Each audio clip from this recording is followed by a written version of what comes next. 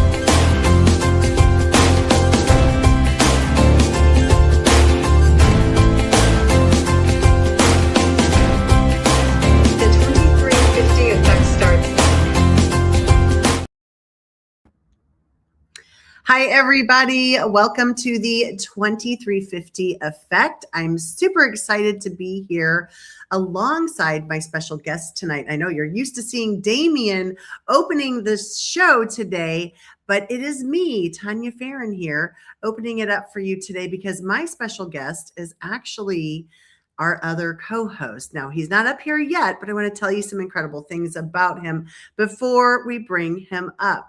Things that you may not know about Damian Kinsey. Yes, my partner in this project, the 2350 Effect, the 2350 Network, Damian Kinsey. Now, some things about him that you may not know is that he has been a senior director. He's got 15 years of experience and leadership in strategic planning, professional development.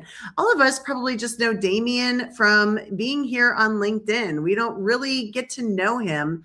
You know, a lot of us know he's quiet, he's shy, he's a great connector, but these are some of the things that he's done. These 15 years of experience in leadership, planning, professional development. He has done lots of different community programs. He's coached, mentored, supervised over 300 professionals. That's incredible. You know, he is just, as my partner, I can tell you, he has just done an incredible job of helping us, you know, get these projects out to you all. And as well as getting these projects out and the things that he does on his 8 to 5 or his 9 to 6, whatever time his day work is, when he is working with us on LinkedIn, he is the ever connector. So please welcome to the stage, Damian Kinsey. Hey, Dr. Farron, great seeing you and speaking to you. This is kind of a little bit different from me, so thanks for having me. It is different for you. It is different for you. I know that. And I know that that is challenging for you. But, you know, people want to know more about Damian Kinsey and who he is. And I'm trying to change my name on here while we're talking at the same time because I didn't see that before when we were down below. But anyhow, you know, everyone knows you on LinkedIn, you know, and you're a great connector. And I always call him the ultimate connector, but we have another person who that's kind of her tagline. So we didn't want to use that tonight, but we thought that it was so important for you to get to know Damian a little bit better. He's kind of a quiet, shy guy. He's humble, you know, and I feel very blessed, one, to have you in my life as a friend. I've loved our friendship that has grown, to our connection as partners in some really, really special projects, including the 2350 Network, where we've been able to meet other people and just really grow our community. And it's been so fun. And, you know, to just get to know you, you're just, you know, if I had to find some words to just kind of sum up Damian Kinsey, I would say he's humble, he's a kind guy. You know, he gets along with everybody.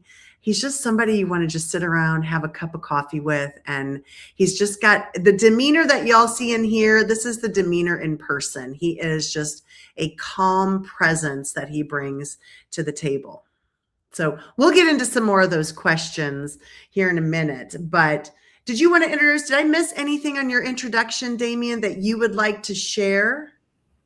No, that was a great introduction. The only thing I would kind of clarify is that I have 30 years experience.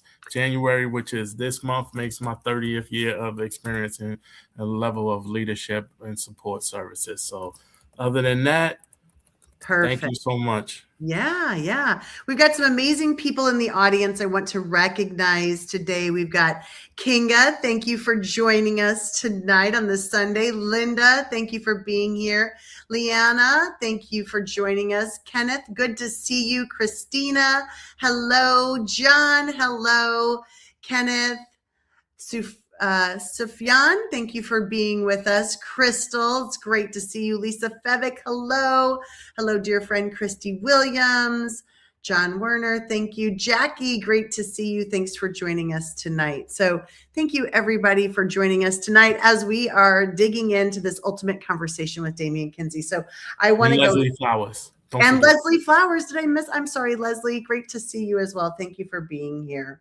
So I want to know, and this is what I told Sharito. Hello. Nice. Thank you so much for being here with us. I told Damian, I said, I want to know about little boy Damian. That's what I want to get to know. I want to know. And he's like, you do? I'm like, yes, I do. So my very first question for you is, well, first of all, have you always been a good communicator and connector? That's a good question. I'm a good communicator and connector. When I was talking to Dr. Farron about this conversation, she was like, would you be interested in being the guest of the show? And I was like, sure. People want to get to know you. You're a great and ultimate connector. And I always pride myself on being a good communicator and effective connector. And the ultimate connector, in my opinion, is always Tiara Swain. Right. You know, that title goes to her. And I think at times I try not to say more than what I need to say. So that's why I feel like I'm a good communicator. I don't reiterate what other people are saying. So if we're talking and we're in the room, Dr. Farron, and you made the point, I'll be quiet. And sometimes people mistake that for being shy, but it's also, lending the light to someone else. I don't need to try to accelerate my light to dim yours. So that's kind of how I look at it from that perspective of communication and being effective. I definitely have actually seen that in action for sure. So tell me about little 9-year-old Damian. And I picked 9-year-old because that's kind of my wheelhouse kid, right? Like I was a 5th grade teacher for 14 years. They're 9, 10, 11. They're somewhere in that area there. So tell me about 9-year-old Damian. What did he like to do? So 9-year-old Damian was a real heavy Mets fan. I played sports. I was really good at sports. I think at that point I was involved in, I think, the district wide, like it was a district Olympics, and you had to do certain things. I think I came in first place in like the throwing competition. I really had a real good arm. I knew how to play baseball. I can hit from any direction. I was really invested in the sport of playing baseball, and I played football. I was really quick and I ran fast. So my dreams kind of growing up was either law or play baseball or football. So that's kind of at 9 years old, that's who I was. I was really athletic and I was really into sports. I love that. And so, was it easy for you to make friends at 9 years old? Was it easy for me to make friends? I always had a good ability to connect with people and be friends with people. I've had people who really either really love me or people who did not like me for no apparent reason. And I think that's what's been my calling in life, is either people get me or they really just don't get me. And the people who don't get me, I still treat them with kindness and respect. That's always been my calling card. Sure. I get that. And I see that in you for sure. I don't think that there's very many people that dislike you for sure. You obviously you're friends with a lot of people and friendly to a lot of people. So was 9-year-old Damian outgoing or shy? How would you categorize 9-year-old Damian? I don't know if I was shy or I was quiet. like I grew up in a 2-parent household. My father was in the military. My mom was a nurse at a point in life. So my mom was a little bit more reserved, but necessarily quiet, but wasn't shy. So she always like kept to herself. And my father was, um, growing up, he was kind of quiet, but like, you know, popular, and he had like high energy, and he had a good relationship ability. So I'm always a hybrid of my parents. So I always know how to turn it on or turn it off because I know how to be my father and I know how to be my mom. So at that point growing up, I kind of was like reserved at points in time for most part of my Mhm. time and keep it to myself. I remember being in a situation where I was in school and I was so quiet that they wanted me to go for testing. So I went for testing in school and whatnot. And then I ended up doing so well, they was like, "You want to skip them?" Asking my mom. And I was like, "No, I like my friends." So so that's kind of what happened with me. And they kind of just decided to just give me a little bit more support to kind of talk more. But I love I was always kept my thoughts in my head. And as uh-huh. an adult, I always talk about you need to have meetings with yourself as a leader. And I've always had meetings with myself and kind of kept my thoughts to myself. And I always would like analyze situations. I was really analytical growing up. Hmm. I could see that. I could see little 9-year-old Damian. I'm picturing whenever I picture students from my classroom, Damian, this is funny. I either remember where they sat in class, Okay. or I remember, when you line up in elementary school and the line goes all the way, wraps around the room because you're lining up to go to recess and it's one long line or two lines. And I remember where they stand in line, and I could see this Damien 9-year-old who is excited to get to recess, might have the football in his hand, ready to go with his friends, but the wheels might also be turning. And I could totally, totally see that with you as a kiddo. Usually when somebody comes up to me and says, "I was so-and-so in your classroom," my brain clicks to that position, right? Would that be a good descriptor of you as a kiddo going out to recess? Or Yeah, I think that's a good description. I'm from New York. We call it lunch break. We never really called it recess, but that's kind of what it was. Like we played sports. We will always have like creative. We create our own tournaments, our own teams. I guess we was like little general managers from the ages of 12 and under, creating our own team, our own tournaments. It was just kind of fun and cool to kind of be in that situation and whatnot. So yes, yes. I want to answer Charles. Charles, we're not having the nationwide coffee Damien tour, but the 2350 network is going somewhere again this year. We just went in October to St. Charles, Missouri, and met up with some people, and we'll be heading down to St. Augustine in November of this year. So y'all can put that on your calendar. And those of you in the audience, as I'm asking these questions to Damien, if there's something that you're wanting to know and he feels comfortable answering it, go ahead and put it in the chat, and we'll see if he feels comfortable answering that question or not. So, yeah. Go ahead, Damien. I'm raising my hand. I know you're a teacher. See, I you're such can a good student. I I knew can it. count on my hand how many times I've done these actual conversations. I've probably done 3 or 4 of them. This might be the fourth one. So I don't really talk about me. So if you want to know, this is your time This because is true. this might never happen again because I don't really like to talk about me or even make it about Damian Kinsey. He doesn't. He really doesn't. But, the world needs to get to know you a little bit better, Damien. You're in so many places and spaces. They need to be able to feel comfortable coming to talk to you about things. So this is the next thing I wanted to ask you. We're almost done with 9-year-old Damien. I know that it's kind of going back into time, and this is probably even before 9-year-old Damien. Do you and the audience answer this question too? Do you remember meeting your first friend?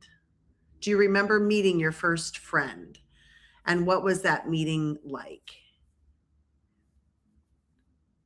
Or So like, yeah. 9-year-old Damien, I don't know why did you pick 9-year-old Damien? My first friend, I easily know who my first friend, and I remember my first one. My first real friend was first grade. And the funny part about it is, kindergarten, I went to a Catholic school. I didn't really like it too much. I wanted something different. My parents were able to a private school rather. My parents wanted me to be able to feel comfortable in a new environment and space because we moved, and ended up going. I ended up going from private school to a public school, and I remember having a friend in first grade in class, and we were cool, and we hit it off in first grade in private school, in public school, and I realized that me and him lived in the same building. It didn't dawn on us until like day 3 that we lived in the same building. So that was my first real friend going from private school to public school. Right, right. Because a lot of times you have like play dates or cousins and things like that with your family. But then when you make that first friend, are you still in contact with that first friend from first grade, Damian? No, I'm not still in contact with that first Mhm. friend from first grade, but I am in contact with other friends that I've had since middle school, high school, or known since like 14, 13 years old. Nice, nice. That is always fun. And I remember meeting my first friend, Tanya. Thank you for sharing. You met your first friend on the school bus on that first day of kindergarten. Oh my gosh. I love that. Um, Yes, Kinga. Kinga asked, do a lot of people tell you secrets? People who are trustworthy are often overburdened. Yeah. Yes, Kinga, they do, and I do not tell their business. That's my rule of thumb. If you told me, it's not my story to tell. You know, a lot of times people, I'm having conversations with people, they be like, "Hey, you know, um, yeah, so what is such and such?" And I'll be like, "That's not my story to tell." You know, Mm, I have conversations with young people. They're like, "So what?" I'm like, "It's not my story to tell." Why? You couldn't tell us? No, it's not my story to tell. If it's your story, you wouldn't want me to tell it, and vice versa. So, if somebody tells me that their story and keep it to myself, I will keep it to myself. I love that. But it's true, right? I mean, if someone is confiding in you, but you do have, and Kinga said it really well, that you're a trustworthy person, but you do have just an energy that's calming, that people feel safe, approaching you and talking to you about that. Now, Leslie Flowers has a question in here. Do you feel comfortable answering that question? So she has a question. Where's the question? Do you have a special someone, Damon? Yes, I do have a special someone. And that's it. Yeah. And that's fine. Yes, Damien does have a special someone. I can vouch for that. I've met her. So, yes, absolutely. I love that. That's just, there we go. Check that one off. I love it. I Um, love how Leslie Flowers asks the question she knows the answer to. You know, they say the rule of thumb is you never ask a question that you don't know the answer to. She is definitely keeping and holding true to that. yes. You Oh, know, this is a great question, Crystal. Thanks for asking that. He does always find the silver lining. How do you stay positive in the face of difficulty? so the I always put myself in the space of empathy and understanding of other people, and like Crystal noticed, my pillar of character is fairness. If I don't agree with you or have a level of dislike or discomfort or we clash, I still treat you with fairness and I look from a perspective of fair place. I never want to be like person who's stuck in the mix of, what, lost in their own cycle to the point where it becomes so negative that I get lost. I had an uncle who always talked about if you're in a situation where you're going to walk across the street and a bus is going to come in and hit you, and the person who you have conflict with or don't agree with says the bus is coming and you don't listen to them, you ignore them, you're going to get hit by the bus. And Crystal kind of knows that about me. I worked with Crystal for several years. I'm always pushing forward for that positive edge and how do we get to the next level, and I always try to remain as positive as possible. Thank Yeah. you, Crystal. Good question. Good Yeah. seeing you too. Thanks for showing. Yeah, thanks for being here tonight. John, we're going to kind of get to that. So, John, I'm going to hang on to that question if you don't mind. We will come back to that one. I've got a couple other questions you guys might be, wanting to dig into. So, think about some of your questions for Damian. We're going to move on to sports. Damian touched a little bit about sports here, and I am definitely out of my wheelhouse here. So, I'm going to keep the conversation minimal. But let's, I know that you enjoy watching football and other sporting events. Where did your love for that come from? I think my father. I inherited a lot of bad teams. The Mets and the Jets? No, the Mets were good when I was growing up. They were like really great. So no, and the Mets go in and out. They do well. They go to the World Series. They haven't gotten over the hump. But the Jets, yes. Like if you are a Jet fan, you are a real sports fan.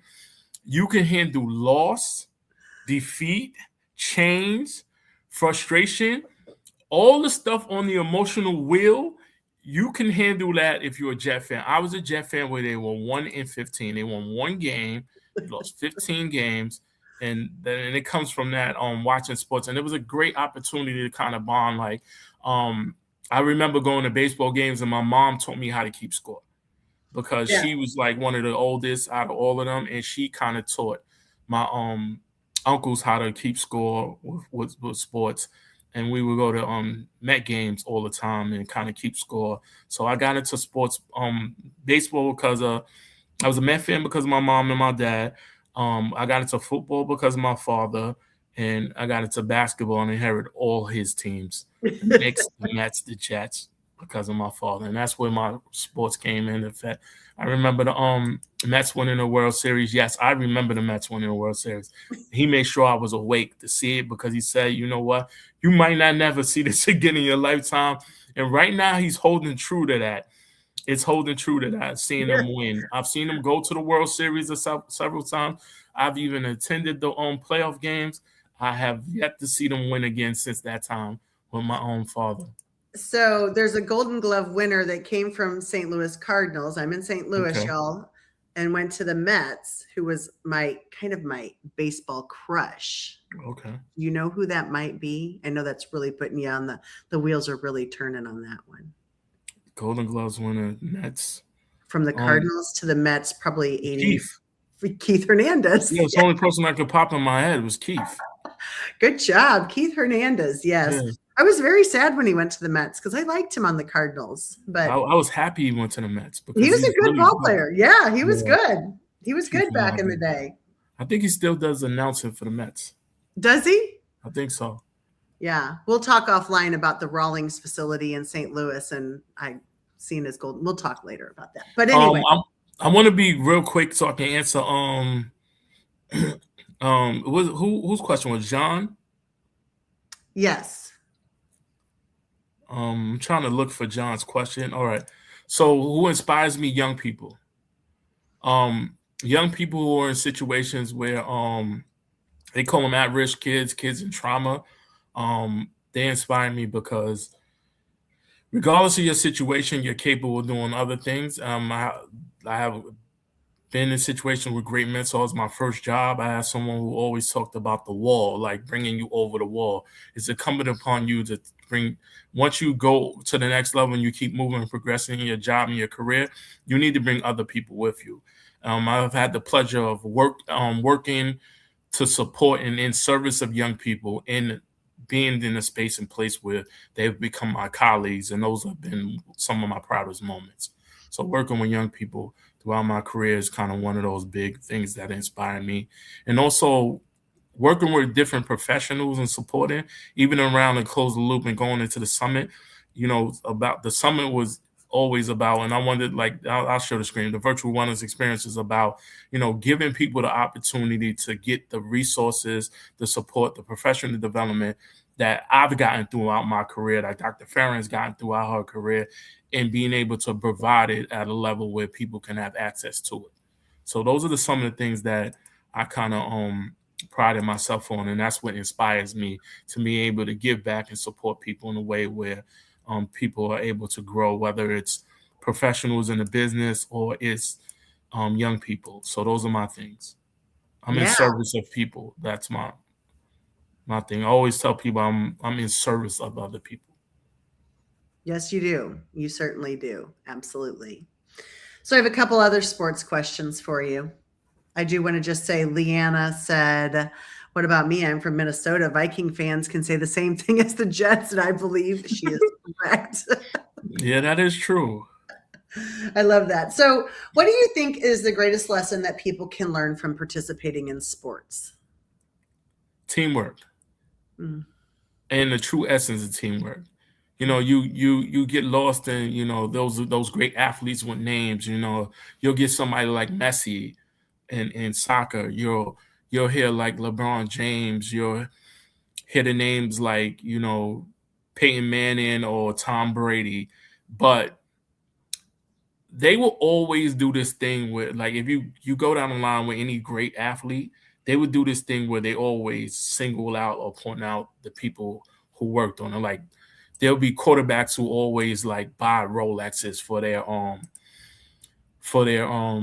offensive line because they protect them and keep them safe. And they realize without these people doing their job and holding the fort on their job, they wouldn't be successful. And that's a lot of stuff on the conversation I have with about leadership, doing your job, doing your part. And they'd be like, people be like, yo, you're busy and whatnot, or you have a lot going on. And I always say this, everybody's busy. Mhm. Everybody has a lot going on. Every job and every person's job matters. It doesn't matter from what position you are, from the CFO, CEO to down, it matters. I've had the pleasure of working for a nonprofit organization for about 19 years that always talked about the level of feedback. And feedback, whether you're the executive director, the CEO, to the person who was the person who took out the trash and was the groundskeeper, everybody's voice mattered, everybody's feedback mattered, and everybody's work mattered. And we always have to be respectful of people work in space. So I've always lived in that space. That's awesome. I love that. Yes, I think people can learn a lot, and I think that's great. Let's go into some of these questions in here. Let's scroll up. Let me see. I can scroll it up on my own side here. Hold on a second. So we had another question that was from Kinga. What's your favorite holiday as we move forward into 2026? Favorite holiday. I don't know if I have a favorite holiday anymore. Matter of fact, I'll go with Thanksgiving because it's a family gathering. It's an opportunity to see people and be around each other. So I'm going with Thanksgiving. Yeah, that's mine. I love that. A lot of people like Thanksgiving. There's no gifts involved. It's just a time to sit together and eat good food and stuff like that. I like that. Yeah. I think the gift is being around people who you care about, love, and even if you have disagreements and conflict, you are going to cherish those moments when people are not here anymore, and you're going to cherish those moments when you're not around them as well. I lived in the DMV area for 7 years, and I cherished all those moments of being around my family that I missed. Not being around them. And I'm around them a little bit more now, so I'm kind of happy about that. So I would say Thanksgiving, the gift of being around others. Yes. Then there's also LinkedIn user. I'm not sure who that is. Did you always know what you wanted to become when you grew up, or has life kind of directed you to your purpose in life? LinkedIn user, put your name in so we know who you are, so you can get credit for this one because I'm about to answer that question. No, I did not. I knew what I wanted to do. Like I said, I wanted to play sports. In high school, I knew I wanted to do something around either law or I wanted to do oceanography. But as an adult, and when time went by, and this is how I got into working with kids and families. I went to a school. I knew you had to do an internship in high school at the end of your year, your senior year. So I got into this school. I got into this program, and high school year, senior year came up, and I had to do an internship, and I had to complete 75 hours. My goal, and I told this story before, my goal was to get it done as quick as possible. So I did it in 2 different places. I did it at my aunt's church where I got baptized at, and I did it in a after school program. So and I was trying to do it as quick as possible. I ended up doing 75 hours. No, I did 480 hours. I was about at a full hour 400 when it dawned on me how many hours I've done. So I was working the weekdays at the after school program, and I was doing the coaching, assistant coaching at the church on Saturdays for basketball. I ended up running late because of the train, and I came in, and the guy who was my he was one of my mentors, but he was my field supervisor, and he was like, "You're late," and I was gonna respond to him like, "I'm doing this for free. What are you talking about? Like being Mhm. late?" And I was on the train, and rather than give him an excuse, like these 2 little kids walk by, and I was gonna respond negatively. I'm being honest with you, Mhm. and I caught myself, and I looked at these 2 little kids, and I was like, they had to be like 6, 7, 8, they, 5, 6. They was in a 5 to 7 group. So, and I was like, it's not about me. And I caught myself, and I was like, you know, you're right. I looked at it, and I was like, you was up to 400 hours at that point. I was like, you could have been quit. So I ended up doing 480. I got a lot of credits for it, and I ended up that's where they ended up hiring me to work there, and that's when I started working with kids and families and communities and found my calling. It chose me. I didn't choose it. So, professionally speaking, why did you choose a degree in communication? I've worked with kids and families for a very long time, and I wanted to get a degree that was a little bit more rounded and universal, and it wasn't like, in one place or another. Always had a passion for communicating and talking to people, and I always realized there were different avenues of communication, and I always like, cinema, audio visual, music, speech, public speaking. Those Mhm. were the things that I had passion for too. And communication was also writing is a part of it as well. So I wanted to home in on all those other skills because I've known how to work with kids and families for a very long time. I personally don't need a degree to tell me that I know how to work with kids and families.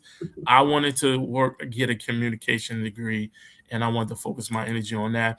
And I always knew if I wanted to go back and get a degree in a specialty of um, something like, education, psychology, Mhm. sociology, or whatever, I can go back and go do those things as well. So that's Sure. why I got a degree in communication. Mhm.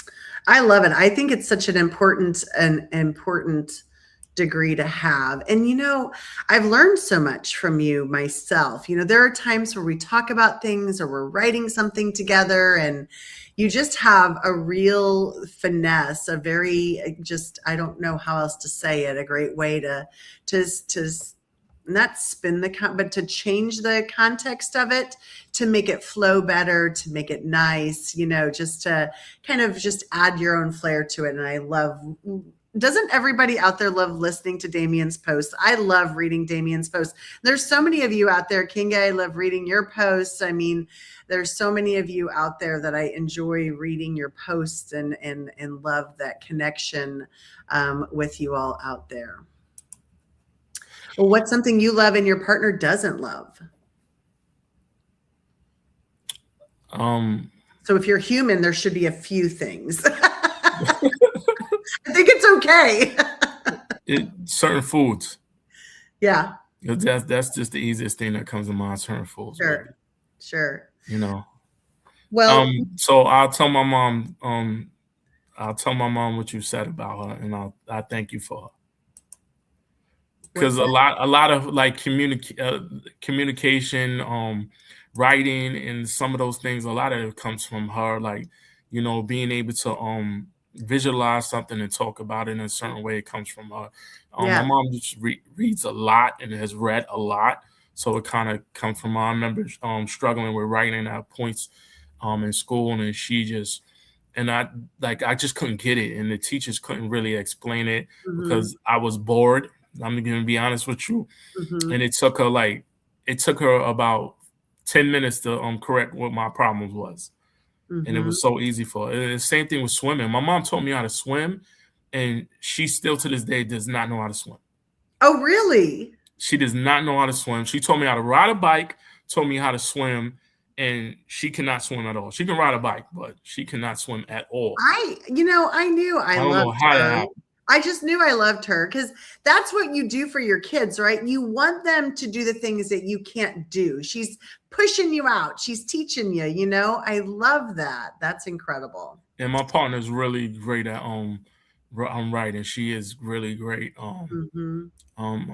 Yeah, she's really great at that. Yeah. Yeah. Before I go into some, Kinga asked a question. You create safe spaces for people. Have you ever felt a loss for words, or have you ever just felt stuck? I learned a long time ago, active listening and pause is a great tool and is underappreciated. So I appreciate active listening and pausing. So sometimes you don't have to say anything just to be supportive of people, because sometimes people just want you to listen. You don't have to solve everybody's problems. You don't have to answer for everything. And it's okay for people to live in their own space and their own voice.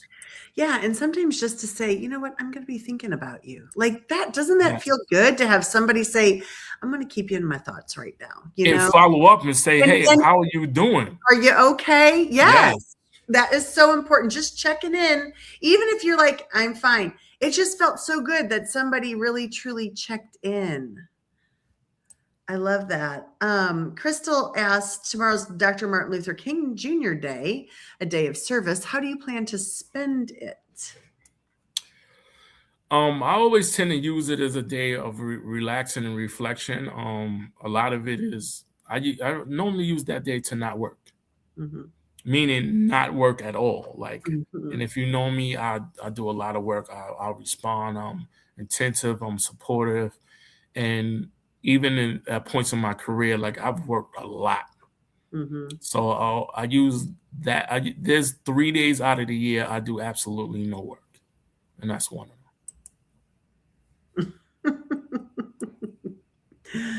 And Jerusha, thank you for sharing. I hope I pronounced your name correctly. What would you suggest to do when sitting with someone in need and you don't know what to say?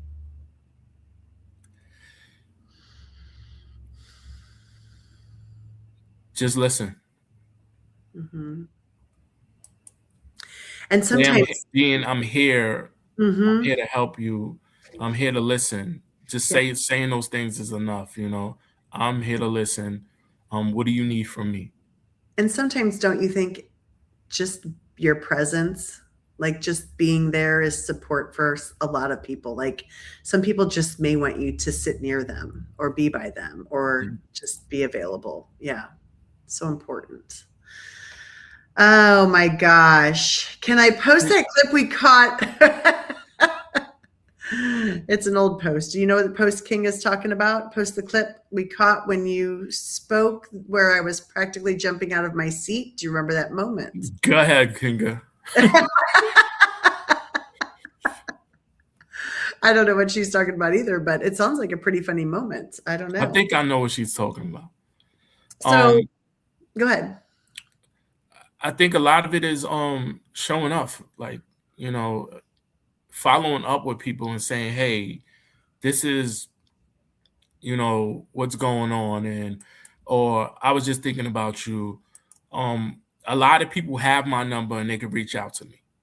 So I'm accessible. Like people have my email, they have my number, they can text and call. We was on a conversation. We was on the phone. We were on a Zoom today, and we were having a conversation with somebody, you, me, and someone else. And I was like, "You still have my number? Like my number doesn't change. Like you can call and reach out to me, and I'm there to kind of always support in any way I can." Yeah, absolutely. My job is a little bit more complex and different now, so I'm not as available as I used to be, but I'm still here to support people when I can. I would second that. I agree. Yes, he is not as flexible with his in his day, but does get back to people and provide that time. So I know exactly what she's saying. Okay. Yeah, I know exactly what she's talking about. All right. So she can post it, repost it. Okay. You already posted it. Reposted it. Send it again, Kinga. Send it again. Put it in the network Kinga, chat. she was like, is it okay to put this out? I'm like, go ahead. And then I saw it. I was like, whoa. I was like, I didn't know she clipped it. I was like, oh, okay. I love that. Like, I love that. I do recall something, so I can't wait to see it. So again, the next topic is food, friends, and family. Back the network too. Yeah. Food, friends, and family. This is, those of you that don't know Damian and I. Friends and family. Okay. This is a conversation that we have regularly. I don't know. I remember this segment. We should bring this back. Yeah, bring this segment back. Food, friends, and family. I changed it up a little bit. I'm not asking you what you like to eat. I already know. Most of us out here know that. So I want to know, a couple of things. What is your favorite memory from a gathering with a family or friends? What is your favorite memory of a gathering with family or friends? And those of you in the audience, answer too. What is your favorite memory of a gathering with family or friends? These are easy for me. It's 4th of July or Thanksgiving. So 4th of July, my grandmother would always make sure that my whole entire family would go to Prospect Park growing up, and we will go and make sure we all gather together. And the thing about that is that both sides of my families would be there. So I would have all of them in one space for 4th of July, and we would have a barbecue, and it'd be like this big like feast. We would always have fun, play games. We would play baseball. We would play like relay race. It was so many things we would do. And then Thanksgiving was always great because it would rotate between each family member's home. I have a large family, and we would rotate, and we would always be together, and food would come out, and we would always give thanks, and those gatherings are priceless. Mm-hmm. That's awesome. That's very cool. And they center around food, you know. They are, right? They're kind of centered around food, and I'm seeing that connection, right? You're learning from your family how to connect with other people, other humans, face to face. And those of you, Damian really pushed. So the 2350 Network is an organization that Damian and I host together, co-partner together on the project. And this October, we had an in-person meeting in St. Charles, Missouri, and Damian pushed this. I was kind of like, and he really pushed it. He wanted like human connection. Let's get together. We need to meet people, even if it's 5 people or 10 people or whomever. We need to get together in person. And I'm telling you, it was incredible, and it was so fun to do, and it was just it was incredible. We got to meet Jackie Hallberg. I got to meet Damian for the first time in 3 years, working alongside him every week. I was able to meet Dr. Mel Vandevort. We were able to meet Raheem and his wife. Am I missing anybody? I think that was the ones that all of us came together. Annika, my other daughter was not able to make it. And so, just that gathering and connection was so important. I love that. So, and I posted the link. This is the link to the pictures, so you can see it. Some of the pictures cool. From it. So it was definitely a great and fun gathering. I love that. Kinga put the one she was talking about. Nice. So scroll up. Thank you, Which one? Crystal, for sharing that one. I love that. I know summer is such a great time to get together, isn't it? Scroll up. Drisha, her favorite memory is during Thanksgiving when her parents were living and family would come together. Jay shared fiestas on Guam were always a big thing. Each village celebrates a saint of the Catholic faith, hundreds attend. Thank you for sharing that. Bobby Lee shared last Christmas when my grandkids made dinner. Oh, what a treat. Nice job. Kenneth would like to know, what is a delectable, scrumptiously, deliciously? I would love to have had Kenneth as a mac and cheese, my father. Kenneth, this was easy. That is. Kenneth, very easy for me. Write it down. It doesn't change. His dad's mac and cheese. My father's macaroni and cheese, I love that. Chorito, thank you for sharing that. Rib corn. My cousin, she makes rib corn really well. She's a chef. Nice. For the Food Network. She does that really well. What else? My mom does shrimp really well. My sister makes a really good a cheese pie. People call it cheesecake. It ain't really cake. I don't really like cake. But you'll eat So cheese pie? yeah, it's a pie. Like I you love can call it cheesecake all you want. It's in a pie pan with pie crust.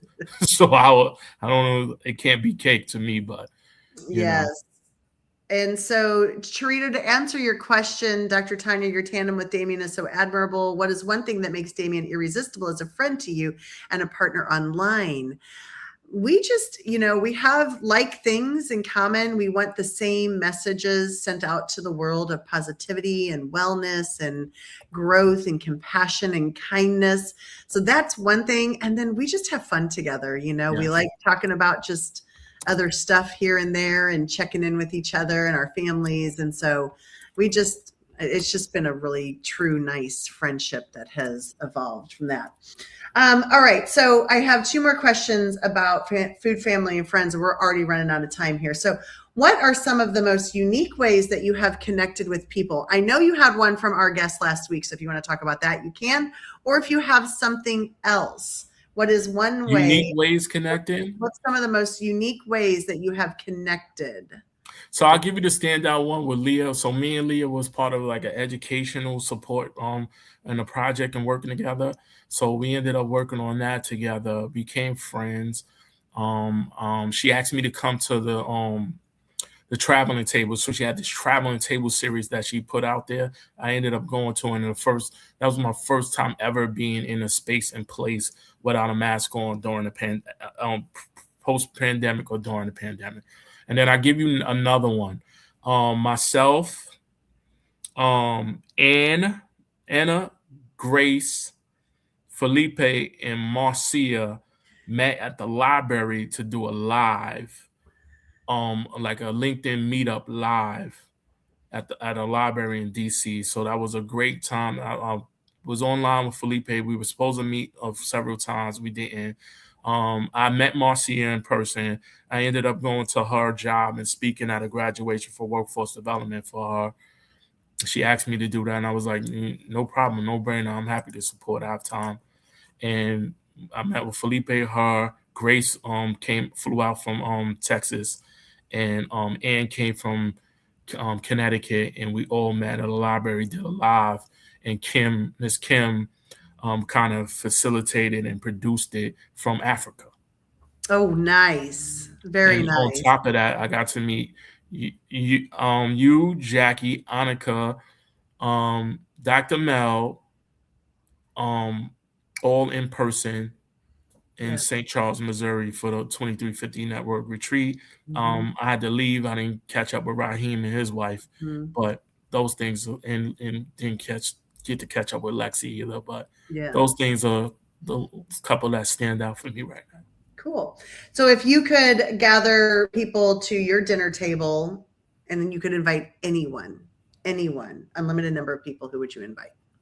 Unlimited number of people? I mean, you don't have to. Or you want me to shorten this version?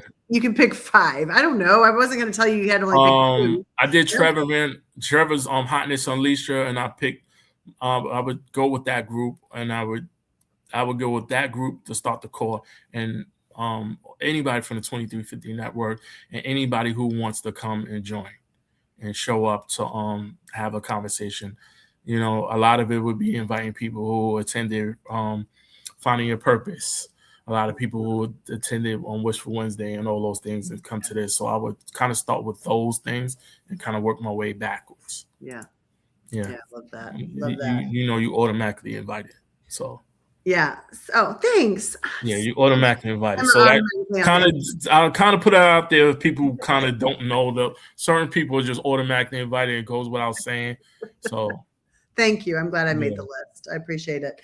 So let's talk for the last couple of minutes. Like it's already 10 minutes left in our show tonight. Thanks everyone for being here and for participating and sharing. And I just absolutely love it. But the 2350 network, we've talked a little bit about here and there. And I really want people to know, this was really the beginning of this was Damian's vision. This was his vision. And we started talking about this together as we put our first group of people together for the Work-Life Balance Summit. And so Damian, how long have you had the vision? I know I'm going to say, how long have you had the vision of the 2350 network, but the name evolved, but how long have you had that vision?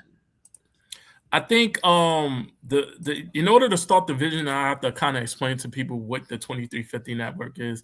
If you pull up the network page so people can even understand, because some people out there just have no clue what this is. And like, right. What is this guy talking about? What is she talking about? What is these numbers? They don't make any sense.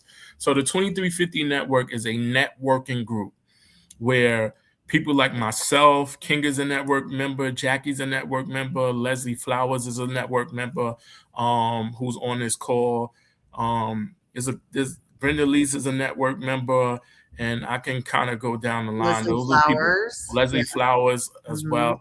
Those are kind of people, and of course, Dr. Farron, that I can say off the top of my head who are in this chat, who are members. So we created this networking group to give a space and a place where people can come together, meet, greet, do professional development, have conversations, build, and it's a community built off of helping and supporting each other. The same premise where people look at me as a good connector, a supporter, or a person who is willing to say, hey, I need this help, and I link people to people right on the spot. This is the whole premise of the network. And I think the whole thought of the network was unconsciously something that was in place ever since I probably got on LinkedIn. I got on LinkedIn about 3.5 years ago. Charles, I used to mentor and supervise Charles. He asked me to get on LinkedIn. I was like, whatever.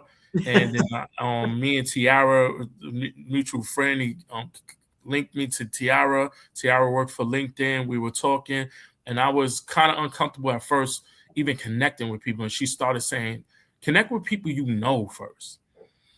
Get about 50 connections at people you know. It's like, sure, all right. I don't have any other social media presence other than LinkedIn. So I started gathering and getting connections and building friendships and genuinely having conversation with people and individuals out there.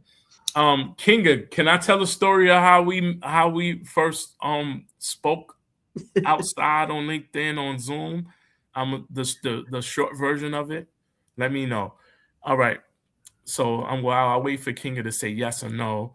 I think she might already have is it the 3-hour meeting? That's what she said? She did. No. 3-hour meeting was me, her, and Brenda Lees. That was that's from the clip. Network. Yeah. So me and Kinga, we were in audio rooms together for a while.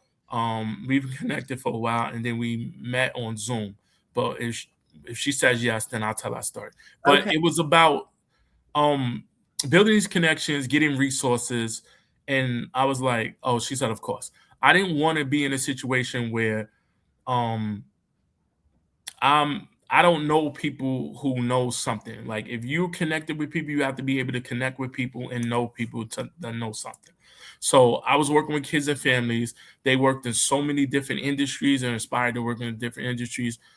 I was making sure that I was connecting with people in so many different industries overall. So, and when I would connect with people, have conversation with them, they didn't really know how many connections I had. Right now, I think I'm up to like 23,000 connections or something in 3 years. And when I met Kinga, I already met Kinga, but we finally had a sit down and conversation. We were talking. She was like, is this really you? And is this really your personality? She was like kind of skeptical. I'm not sure, why are you doing this? And she was kind of worried about, and I was like, this is who I am. And the thing about when Kinga said it to me, it wasn't the first time.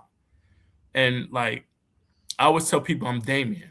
Mm-hmm. And like, what does that mean? I'm me. Like, this is my personality. This is who I am.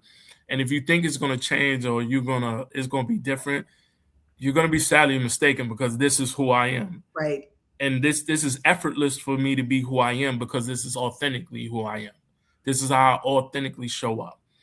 Um, and we were having this conversation. She was like, you're a good person. And we were talking, and it was at a time where she said she needed this conversation, Mm-hmm. because it went from a level of support and a genuine connection, and a friendship was built in that conversation.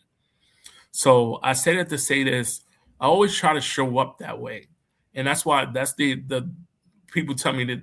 Like, I had a friend who told me this: the appeal of it. People either like that or they don't like that about you. Mm-hmm. They're like, it's often hard to have an in between with you, and this is how it's been since I was a kid, and as an adult, it's the same thing. You know. Mm-hmm. Yes. Yes. Thank you for sharing that. So, why was it important? Huge sigh of relief. It's never going to be a bad conversation, King. No. Why was it important to you to create the 2350 network, and where do you see it going from here? It's a hub and a safe space of like-minded people. Like I told the story about Kinga and other people, that is what the 2350 network was about, and that's what it's built on, and that's the whole premise, to create those spaces where people are able to lean on each other, support each other, have these conversations, and have people to check on and whatnot. I saw a post the other day from one of our members who was kind of dormant, and I still reached out and linked them to another group of members who their posts reached that area that they wanted to work with. And then I even text the person like, hey, I sent you, because I know they're not on LinkedIn like that. I sent you something on LinkedIn, and that's just what it's about. It's just like connecting with people. We do this all the time. Like, this is what we do: connect people, support people. And why do I need to hold my connections for somebody else, for me, when I might never use it? Right. And there's somebody who needs that level of help and support, or that connection, or that resource. It makes no sense for me to sit there and just keep it and hold it. If I know somebody that can connect with you, do something together, and it makes life easier or make the world better, why not? It's a no-brainer for me. Absolutely. And what's next for Damian Kinsey? That's my last question. I mean, I had others, but I mean, the time has just flown by. What's next, Damian? I don't know what's next, but I know what's now. What's now is that I'm focusing on the virtual wellness experience with you. And it went from a summit to an experience. And we want to create this level of wellness at a time where people were getting burnt out, people were leaving, people were stressed out. They didn't have the avenues. They didn't know where to go. And I don't have the answers. I don't. I have some of the answers to some of the questions, but I know it's stronger if you bring a network of people together who can pour into, like, financial wellness, relational wellness, self-care, work and leadership wellness, healthy living. And if you create an environment and space where people can get those resources, it becomes a little bit more easier. And then somebody tells somebody else, who tells somebody else, and tells somebody else. And pretty soon this thing grows and create legs, and it becomes a space and a place where, well, I want to go to the virtual wellness experience. I went from, or somebody say, I went from being a participant to being a actual presenter, to being a personal sponsor in the wellness experience, to continuing to grow. And a lot of it was about feedback and different suggestions from people who are part of the wellness experience. A lot of stuff we're doing came out of conversations and what people said in our surveys, or what we want. Like, this isn't our summit. I know we're the engine of it, but it only goes and drives because of other people. And even the network came out of the summit, because we had this community of individuals like Kinga, who was a part of the network, Jackie, and they were part of the virtual wellness summit. And we decided to keep it going and build a network because of it, like Leslie. Exactly. So it's March What is 20th it? and The 20th 21st. and 21st. Mhm. So get your tickets. I think the early bird special ends tomorrow, Tomorrow. right? The early Yeah. bird special ends tomorrow, which is $75, and it goes up to $175 for a ticket. Mhm. It's a 2-day virtual experience, and you also get the replay for 30 days. So you're able to go to all the you can go and put your itinerary together just like any other summit or any other workshop that you go to professional development, and then 30 days after you can go back and listen and watch and get the tips because the videos are still accessible to you for 30 days. Absolutely. Thank you So so go to much. No. creativelivingideas.com. I will put the link in the chat so you can have it and get your tickets to the virtual wellness experience. The easiest way, if you do have a job and you have an employer that talks about professional development, get them to pay for it. And also, even if you're a solopreneur, business owner, get your tickets, get it for your staff, and just use it as a professional development writer. Absolutely. And I love what Kinga Yes, in said. chat. We want people to thrive. Everyone deserves a fair shot. And 100% we agree that we do, which is why we host these events for people to learn. We just met with a potential presenter today, and that was our message, right? To her, that we just really want this for everyone. All right. I think it's time for us to end with a quote. Yes. We always close our show with a quote. Oh, hold on. Sure. I gotta go back to Click to the next thing.